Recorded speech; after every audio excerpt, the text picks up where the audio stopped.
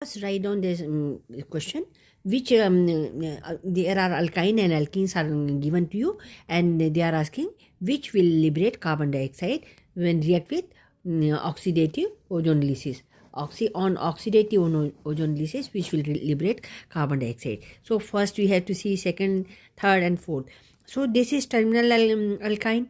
So this will liberate carbon dioxide. This is terminal alkene. This will also give CO2. And this is terminal alkene. This is also gives because here it is CH2, so terminal alkene. And this is not terminal alkene, it is internal alkene, so it will not give CO2. In one go we will say like this, but many different type of question can be there. There are at least 8-10 types of question can be asked. That is why I will describe you everything. So here answer will be this. D will not give CO2. First you write down this. Terminal alkene, ozone releases O3, H2O2, CO2 will be released and another product. In terminal alkyne also CO2 is released and here another product. First dicarbonyl, in terminal alkyne first dicarbonyl compound is obtained. Dicarbonyl compound. Okay, and then CO2 will be released and then the other products will be obtained. Here I am giving you briefing product. Clear? So first here dicarbonyl compound, then CO2 is released. See here, in case of here this is propyne. So I have given two type of mechanism.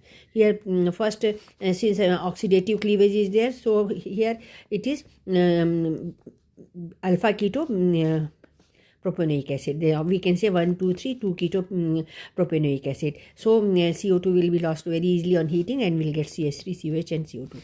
Otherwise, in some cases they are directly writing this, the CH3, COH and SCOH is obtained, and on heating we can say CO2 and H2O will be liberated.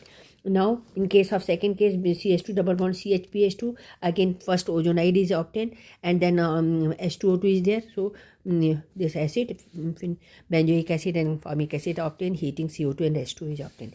In third case also the same way, we'll see that here this is cyclic structure, so we'll get cyclohexanone and SCOH is obtained, which on heating CO2 and H2O. And last one, see here, this will give only one product, not two product. Okay, in this case because it is cyclic, so we'll get this type of product. Okay, and you see that only one compound is obtained, and this name of this compound you can find yourself. Okay, a hydrolate and 6 also heptanoic acid, 6 keto. This is 6 keto heptanoic acid. Please